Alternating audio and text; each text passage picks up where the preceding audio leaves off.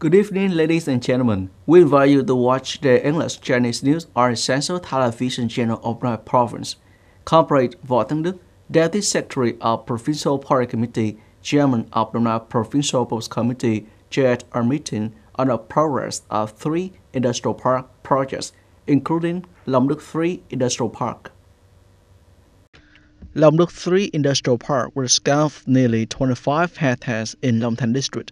The investor is completing the 1 by 2000 scale zoning plan, submitting for appraisal and approval of the project before July 1st.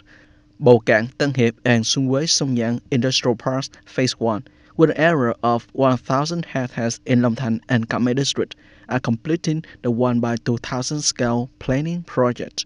Chairman of the Provincial Post Committee Võ Tấn Đức emphasized speeding up the procedural progress to soon start construction of industrial parks is an important task, along with a number of other key projects on the occasion of National Day September 2nd this year. Along with that, it's necessary to focus on quickly removing difficulties and obstacles in procedures and documents to ensure the implementation progress according to plan. On May 21st, Vice Chairman of the Provincial Post Committee, Nguyễn Xuân Hùng, chaired a meeting with members of Working Group Number 2 to promote disbursement of public investment capital. Working Group Number 2 includes the Department of Justice, the Provincial People's Court, and localities including Biên Hòa City, Trảng Bom, Vĩnh Cửu, Nhân Trạch Districts. Statistics up to May 19th show that Nhân Trạch is the locality with the highest disbursement result, with district purchase capital reaching over 58%, but provincial purchase capital has only disbursed 2.88%. Biên Hòa City has disbursed 41.6% of the city purchase capital, but the provincial purchase capital has only reached 23.2%. The Provincial People's Court has a disbursement rate of 0%. Vice Chairman of the Provincial Post Committee, Nguyễn Xuân Hùng, said that it's necessary to strengthen coordination to shorten the time, reduce administrative procedures so that disbursement of public investment capital achieve the set goals. Strive to be in the top 10 localities with the highest disbursement rate of public investment capital in the country by June 30th. Currently, some enterprises are focused on exporting and neglecting the domestic market. Domestic consumers are increasingly demanding higher quality and safety, which is an opportunity for domestic enterprises to develop sustainably. Export and enterprises believe that restructuring the export market and developing the domestic market is a mandatory trend. In the new context, enterprises need to transform themselves. Digital transformation and green economy are currently major concerns for the central to local levels. According to a report from the General Statistics Office and the Private Economic Development Research Board, only 37.4% of enterprises have actually embarked on digital transformation and production model innovation. The rest are largely indifferent, unwilling, or do not know what to do. In a volatile context, only enterprises that proactively transform take advantage of opportunities from technology, FDAs, and the domestic market can stand firm and make a breakthrough. Yesterday, the government office issued document number 4446 conveying direction of Deputy Prime Minister Trần Hồng Hà regarding the information reflected by the press about Durian still struggling to solve the yellow oil substance. The decline in durian export is not only a matter of quality but also clearly reflects the consequences of unsustainable development process. Farmers grow their own fruit by own experience. The technical process is not synchronized, causing difficulties for purchasers and process where they have to collect from many places. The quality of durian is uneven and it is difficult to control residue.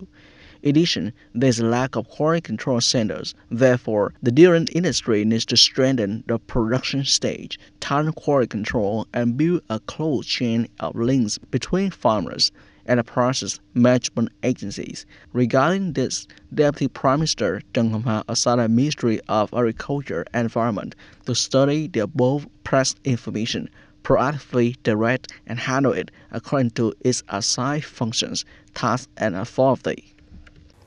With total capital over 6,000 billion dong, of which the local purchase contributes up to 30%, Đồng Nai is currently one of the provinces with the largest purchase entrustment ratio in the country through Social Policy Bank. In the first quarter of 2025 alone, social policy capital was spread to nearly 11,700 new borrowers in my province, with a total amount of over 600 billion dong, an increase of over 30% over the same period. Key programs such as social housing loans and clean water for rural areas all exceeded target by 0.5 to 5 times. Đồng Nai Social Policy Bank also mobilized over 440 billion dong to create a stable and long-term capital turnover for policy credit. Mr. Vũ Văn Hồng, Director of Social Policy Bank Transaction Office in Vĩnh Cửu District, Đồng Nai Province said, "We continue to make efforts to disperse loans especially for new borrowers and poor households. We will strive to ensure the disbursement progress to have subjects quickly have loans to serve production." The Bank for Social Policy Đồng Nai Province branch, together with other units, have surveyed the loan needs of over 44,600 poor households and policy beneficiaries in need, of which 41,500 cases are eligible for loans. There are currently 19,800 cases that need to be resolved for loans.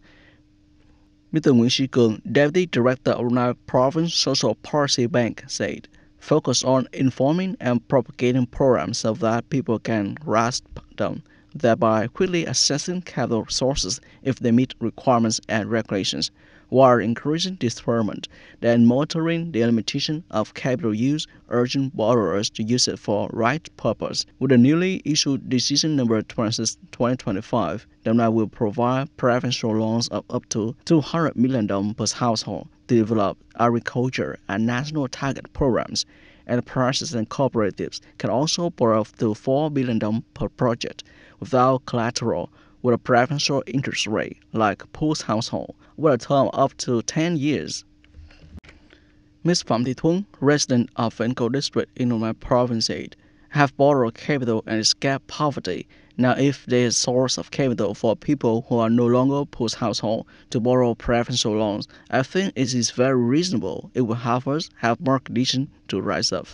In the coming time, Đồng Nai will focus on lending to poor households, poor households who are ethnic minority, especially after Đồng Nai and the Phước merged.